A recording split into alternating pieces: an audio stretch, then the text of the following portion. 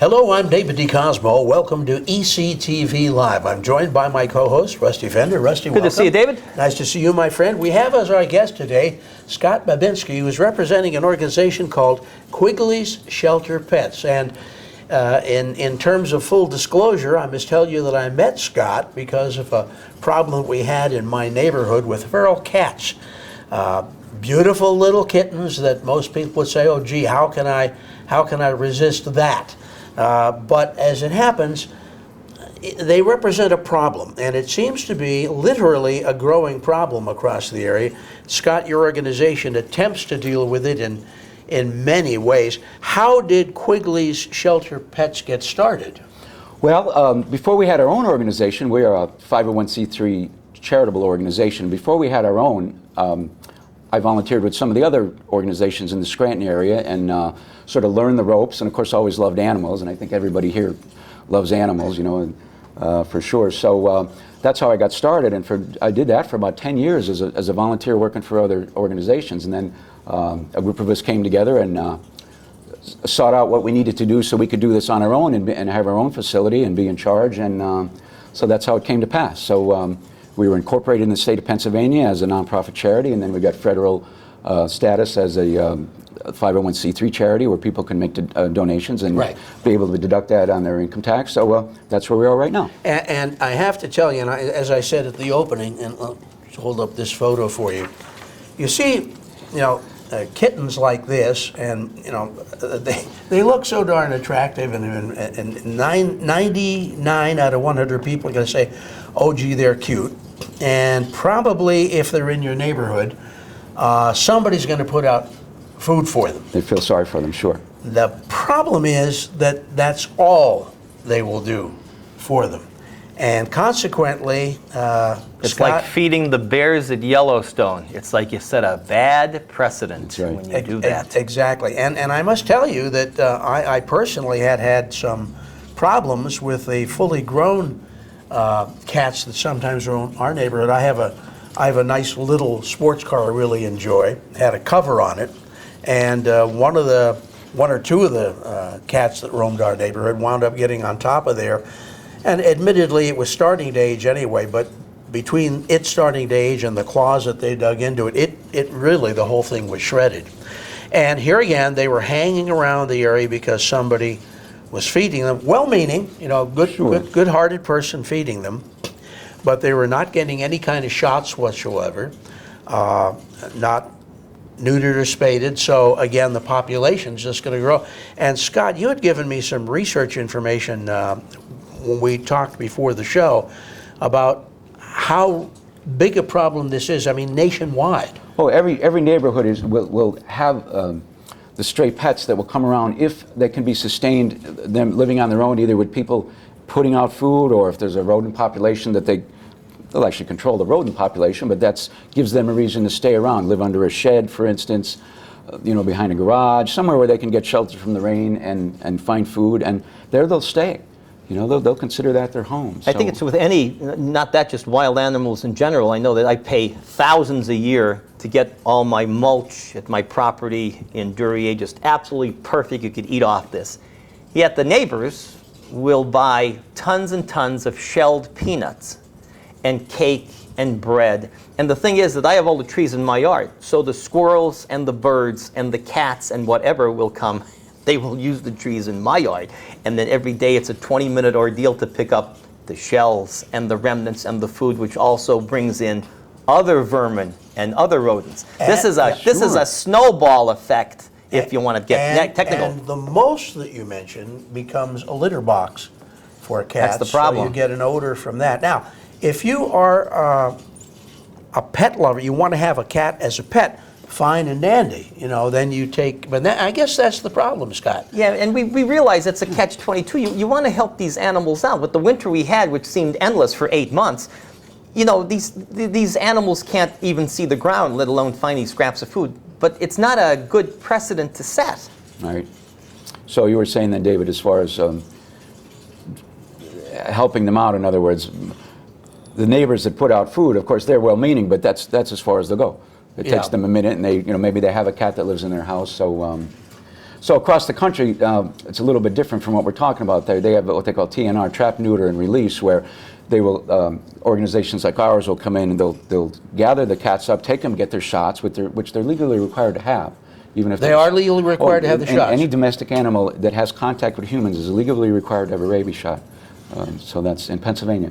So even if they're outside, if you let your cat outside, and we don't do that, none of our cats are outside.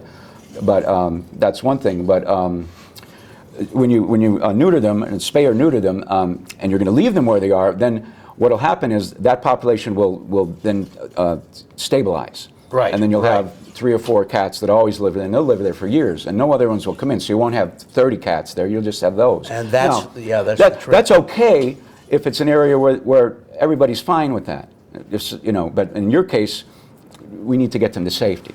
So that's a Right. different story. So what did you, like when you called our organization, so what were you thinking then? Yeah, what'd they do, David? Yeah, well, Scott came in and brought some traps, and we were able to get 1 adult cat and 2 kittens that were trapped. Bring them back alive. Bring them back alive, and then they go to you, and from there you get them the shots.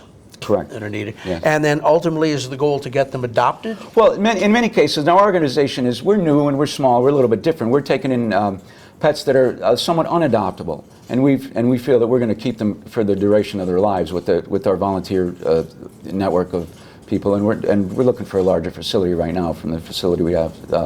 But we have adopted them out in pairs and singly over the last couple of years. Right. In fact, even before we had we were officially established, I was even doing that, and Sure. we were successful.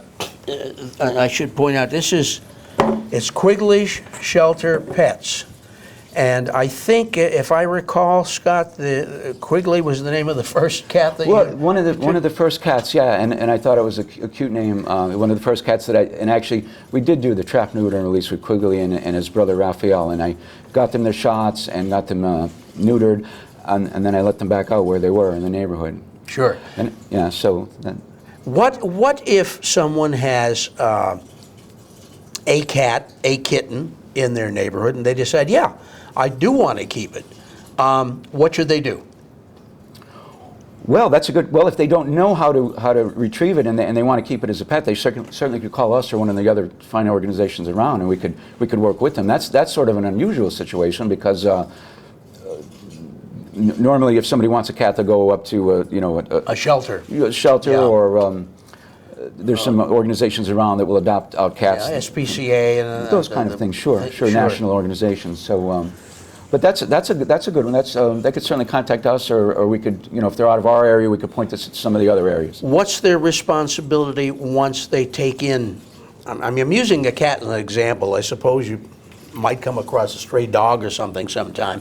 But obviously, the first thing would be those shots, because you say they're legally required. Yeah, the rabies shot. Any domestic animal that has contact with humans has to have the certificate for that. And I can understand that. I remember that there was a time not too very long ago when, I believe in the Bloomsburg area, they had a rabid cat. And I think right now we have an increase in the cat population, but also the skunk population. And you sometimes will find rabies as a problem with them. Sometimes they'll get into a spat with one another, and of course all it takes is a scratch or something right. A bite. to pass that along from one animal to another. And remember, rabies with regard to humans is fatal. There's no question. You have to get. Let's treat it unless it's You have to treated. get treated. Absolutely. And that's not a very pleasant treatment. So I hear. But so if they take in an animal of any kind at all, they must be responsible for those shots. Well, sure, and especially in a male or female cat, you don't want to not have it altered, have the surgery to have it spayed or neutered, because the male cat's going to want to get out when when that time to go out and find a girlfriend, and the female cat also just has a hard time. They'll cry and so on if they're not fixed. We call it fixed. Yeah. So that's something. And then there are low cost organizations that'll do that for you, or your traditional veterinary that you use will do that, and you go from there. They're constantly feeding these cats too. Brings another situation which you were aware of when I was a kid. There's a person usually in every town usually an elderly person that has a garage or a house full of cats. There's a person in Pittston that has like 45 of cats in one house. Yeah. There was a lady a couple doors up from us who had 100 cats. This is Yeah. back in the 70s in a garage. Yeah. And I realized it's a combination of, that hoarding and, obsessive compulsive disorder, and then, loneliness. Yeah. Loneliness is the factor, and that sets Again, a... this all stems from a well-meaning. They feel sorry for the Exactly. animals See, too. these are very kind people, but taken out of the context, these people can ruin your neighborhood. That's the problem. Right. And I think that we've seen that just as much now, the hoarding, as we are Right. with the many, as David mentioned, the many feral cats, more than Sure. I've ever seen. Well, that's why people need to reach out and you could do an easy search on the internet for the organizations like ours. We're small, but there's larger organizations that will help out.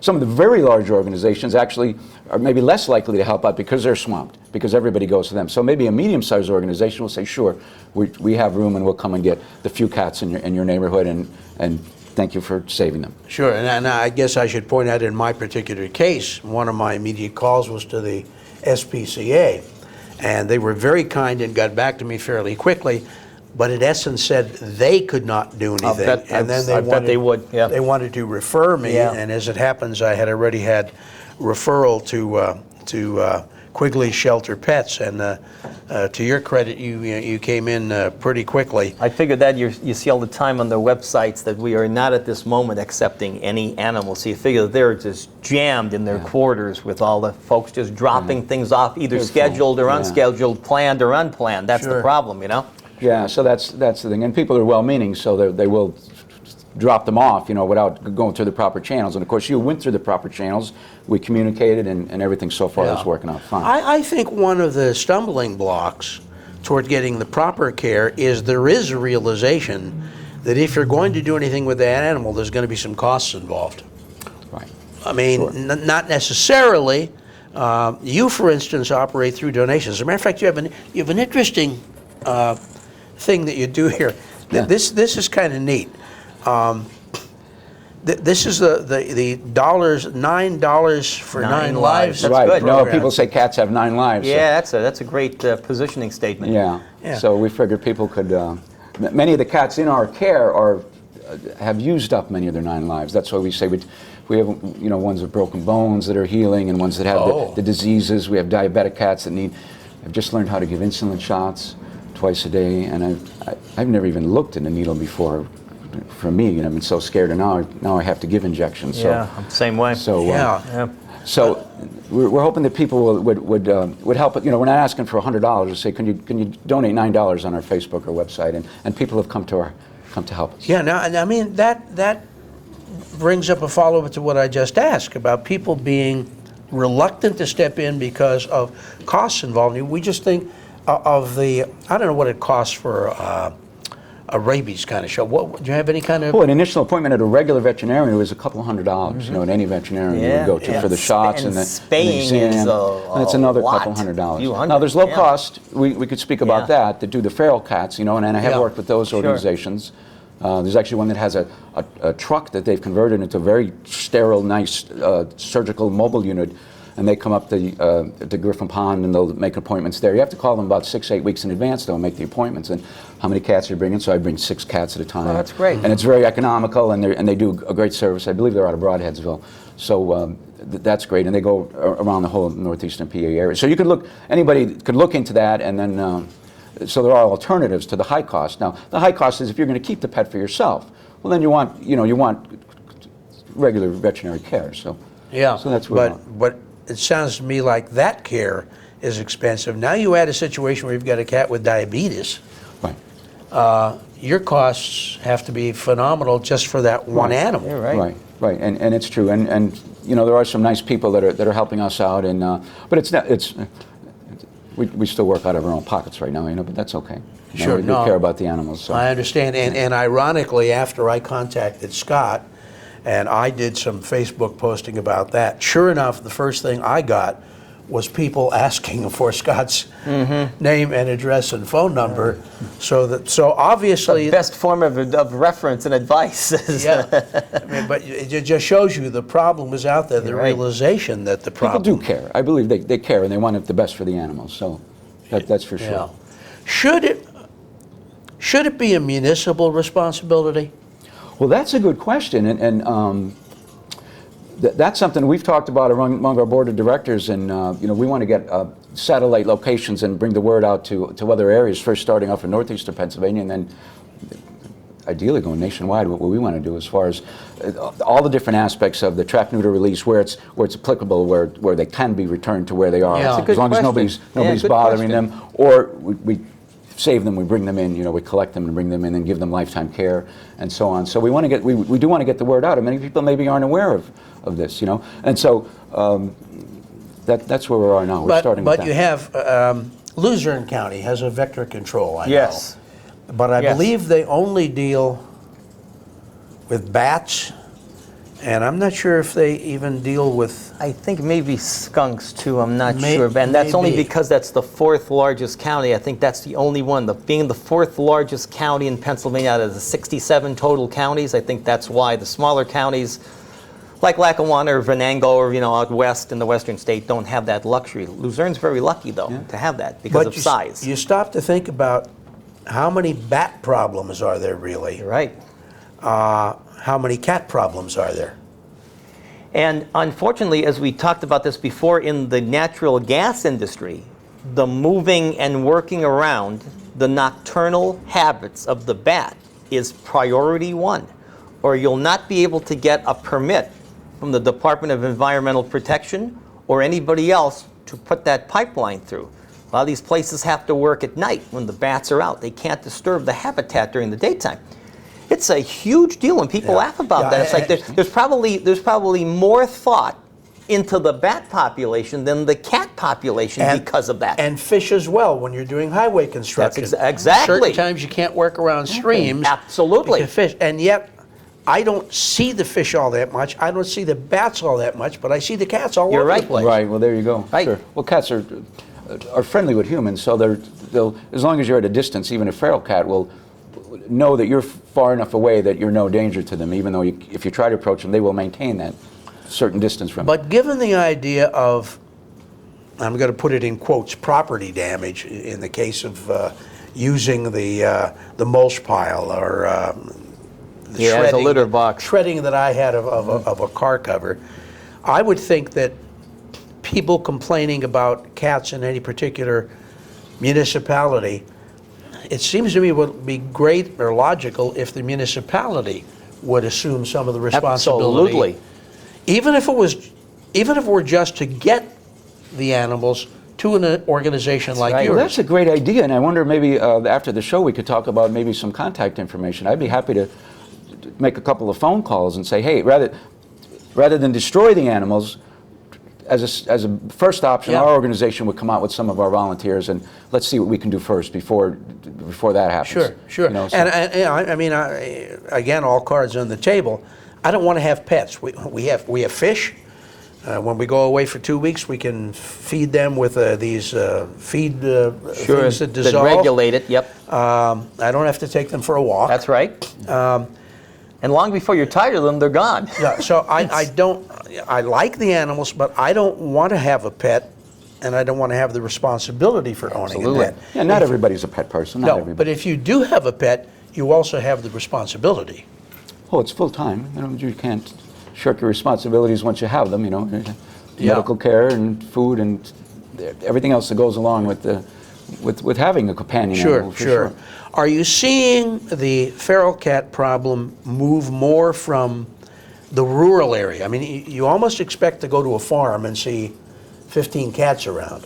Are you seeing it moving more into the urban areas where you've got your townships and your cities? Yeah, I think it's prevalent everywhere. Now many farmers will actually accept some cats into their barn because it'll take care of the rodent population with their, I guess, the hayloft or whatever grain or whatever they might have. Right. So many you'll find they'll have a not maybe feral cats, but maybe outside cats that live in their barn. So that's You always see that. I think you'd have more in the urban areas just because of the garbage and the litter. Oh, yeah. That's what Yeah. dumpsters everywhere. It's really not inherent of the farm, although you have other sources of food. Yeah. But I think in a city or something with trash on the street and people disposing of trash, illegally, and just plain old litter and dumpsters. supply. Absolutely, I think They in could cities. find food. They'll come around and they'll hang out there for as long as that is, and then they'll move on if that changes. But if that doesn't change, you'll see them. That's where they'll call their home. Sure, which should be another reminder then to people as to what they're putting out. They may be doing something not necessarily to feed this growing population, but they're discarding something without giving thought to right. what they're discarding, and actually aiding and abetting the problem. Yeah, and even the wild animals, the skunks and the raccoons will break into garbage bags and cans and find whatever scrap We've of food seen in that, there. yeah. Yeah. Sure. Yeah, and you don't want that either. So that is maybe a little bit of a lesson we maybe need to tell people, like put a garbage lid on your garbage, Don't put out just a plastic bag. Yeah. Now, you've indicated, Scott, that Quigley Shelter Pets is actually one of the newer organizations, and you're actually building all the time. And speaking of building, you're looking for something in the way of a facility. Well, we're looking. Yes. What do you need? I mean, would you need an Like a actual warehouse kennel or warehouse? Yeah. What? Where's your shelter now? Well, right now, just our staff and our volunteers are taking care of the pets we have. We don't have 100 cats right now. We have much less than that right Sure. now. And like I said, most of them have some medical issues that require around-the-clock care. And the extra costs again. Yeah. Right. So I've looked at about 7 properties so far, and some of them were nice, but I mean, we're trying, So Look at the size of a house. yeah, any Like a house, like a house size. that size Yeah, or bigger, or bigger. Warehouse, garage, something like that. Somewhere we could have administrative offices and then have the pets in one area, Sure. maybe a couple different rooms. Maybe the sick ones will be in Self-contained, one yep. rooms, and Yeah. that's how many of the shelters are. They'll have different rooms for the ones that are very sick and have to be cared for, and they have to be kept from the other population. So we're in the process of doing that right now. And I ask this to many representatives of many organizations, but it seems so obvious in your case. I got to figure you got to depend on a lot of volunteers. Oh, sure. I mean, in either their physical help or helping with donations or so on, and whatever, or anywhere in between. Yeah, for sure. So if you're interested in helping out, either physically helping out, or if you can with donations, with either the $9 for 9 lives, whatever. This is your contact information, Scott? Yeah, this is the website, and we have everybody's on Facebook. Everybody's these on days. Facebook now. Yeah. That's a great place to get information on what you're doing. And you've got I think you got a pretty hopeful future ahead. You're looking toward growing and helping we certainly out. are. We certainly are, and we took some big steps already in the last year or two, and we hope to go a lot further. The question is, can you grow as fast as the cat population? That's a good one. Well, we try to keep up as best we can. Yeah. But So suppose suppose somebody doesn't necessarily have the time or even the money. You had mentioned to me when you stopped by the house one time, you also use that program, or somebody can actually donate a vehicle or something. Now you don't take a vehicle and drive somewhere. No, and that's something I found out once we were incorporated as a nonprofit in Pennsylvania, and then we got our federal charitable status. That was all finished up. Then I was used to hear on the radio. I won't mention any call letters. That's all right. But they would say, "Oh well, donate your boat, donate your car to a particular charity," and they would mention a charity that everybody's That's familiar right, with. which is totally deductible. Yeah. And I never knew, what the heck is this charity going to do with a boat? Go out for rides or something? Mm-hmm. But it turns out, and just a little lesson, what I've learned, you've been trying to sell your boat. You're a boat owner, and you bought it for many dollars years ago, and now you're done with it. Maybe you have a new one. Maybe you just want to sell it, and it's worth a big amount of money, but nobody's willing to come up with the money. But if you donate the boat, you can donate it, and your write-off is the amount of money that the fair market value. You can get it appraised or whatever. So the charity gives you their official documentation, so we could do, or any charity could, and everybody knows all the And then big you charities. wind up selling the. Well, we don't. Maybe we go for one boat ride. I don't know. No, we wouldn't even Just do to that. try it out. No, we wouldn't. I'm not a good swimmer, so. Neither is Neither Rusty. am I. Yeah. So what happens then, Rusty and David, that the charity will sell the boat to the first person that wants a boat at a fraction of what the original seller was trying to sell the boat for. And it's perfectly okay. And we're willing to take whatever that price is. Now, we've given the paperwork very legitimately to the person that has donated So they the boat. get full market value. They deserve to deduct the Sure. fair market value because they've donated without us giving them anything in return. And you get whatever the fire sale will bring. And I never understood what that was all about, and that's what that's all Well, about. you want to make sure you take the first person to come, too, because obviously there weren't people waiting in line to buy it when it was for sale, so Yeah. you want to get that first And person. isn't that interesting? And I don't think most people know what that. They hear that on the radio, and it's like, well, what does that mean? You know? So But it's another, if you excuse it's another vehicle to bring some needed financing into Yeah. Absolutely. your efforts. yeah, and I don't. So if anybody has a boat or a car, thank you. Yeah. Sure. Sure. Absolutely. Yeah, that's an interesting thing. Now, the logistics, I'm sure, are quite a bit more complicated than us I'm talking sure here, they but- are. But I guess it happen. You know, it can happen. You know. Sure. Well, I thank you for joining us today. I think that we understand that this is a problem throughout our area, and Quigley Shelter Pets is one of the solutions available, so you can reach them again on Facebook or on their website. And Scott, I wish you luck as your organization luck, Scott. grows Thanks, Rusty. and Thanks, David. handles these kinds of yes, and thank you for calling me and lending. We call it lend a heart for lending a heart for these pets rather than just having them removed. Thank you Sure. for care, even though you aren't going to keep them. It's a fantastic thing you've done. Well, I consider we're so happy. that you've rescued them from a bad situation that really could Absolutely. only get worse. Oh, I'm it would afraid. only get worse, and they would start to reproduce, and now they're so cute and so. Yeah, then we're calling you every 16 Yeah. months or so. And they are cuties, but It's good to know that David DiCosmo cares. That's the most. Absolutely. Think big, right, David? No, I'm so, Absolutely. Think so happy big. that you called us. Scott, thank you so much for joining joining us on Thank the you, program. Scott. Rusty, Thanks, thanks Good to see for- you, David. On the help. By the way, I'd like you to take the helm for a couple of weeks because I'm going to be off checking out Canada and making sure it's still there. Yes. And that everything's all right. And After I'll be this gone the day after, Yeah. gone the week after you come back. After this so royal yes. wedding, I want to make sure everything's okay in Canada, too. You know? Mark McGlory, thanks for keeping us Thank in you, focus. Mark. I'm David DiCosmo of Free CTV Live. Until we see you again next week, in this case, see you next week. Here's hoping all your news is good.